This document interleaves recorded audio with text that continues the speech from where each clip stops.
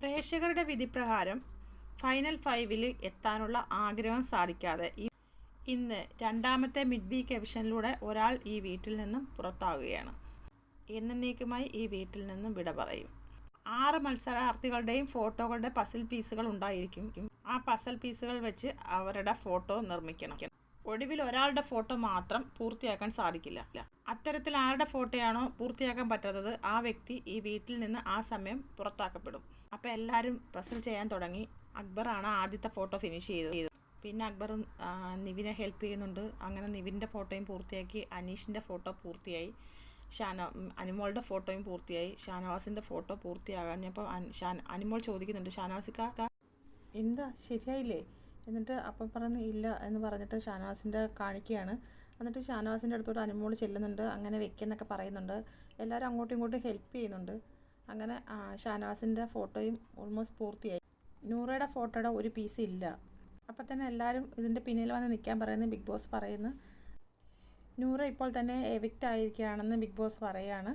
അങ്ങനെ നൂറ അനുമോളെയാണ് ആദ്യമായിട്ട് കെട്ടിപ്പിടിച്ചിട്ട് പറയുന്നു നീ ജയിക്കണം എന്നൊക്കെ പറയുന്നുണ്ട്.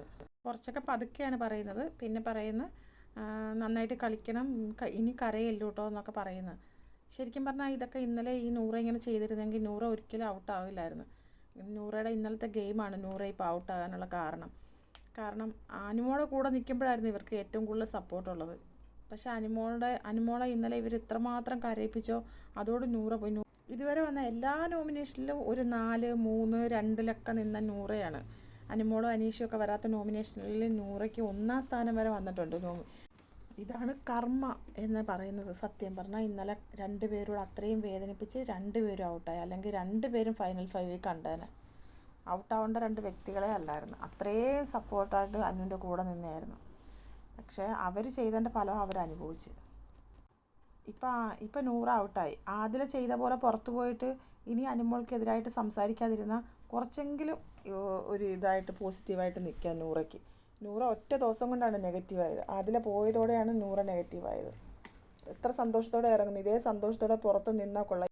ഇനി പുറത്ത് പോയിട്ട് മീഡിയക്കാരോടോ ലൈവിലോ ഒക്കെ വന്ന് ഓരോന്നും ആവശ്യമില്ലാത്ത പറഞ്ഞ് അനുമോളെ നെഗറ്റീവ് അടിക്കാൻ നോക്കിയാൽ വീണ്ടും ഇവർക്ക് തന്നെ നെഗറ്റീവ് ആവുന്നത്. ഇപ്പം നൂറ ഇതേ കണക്ക് പോയാൽ അതൊരു പോസിറ്റീവിൽ തന്നെ പോകും. ഒറ്റ ദിവസം കൊണ്ട് നെഗറ്റീവായ നൂറയാണ്. ഫൈനൽ 5-ൽ തീർച്ചയായിട്ടും ഫൈനൽ 4-ൽ എത്തേണ്ട ഒരാളായിരുന്നു നൂറ.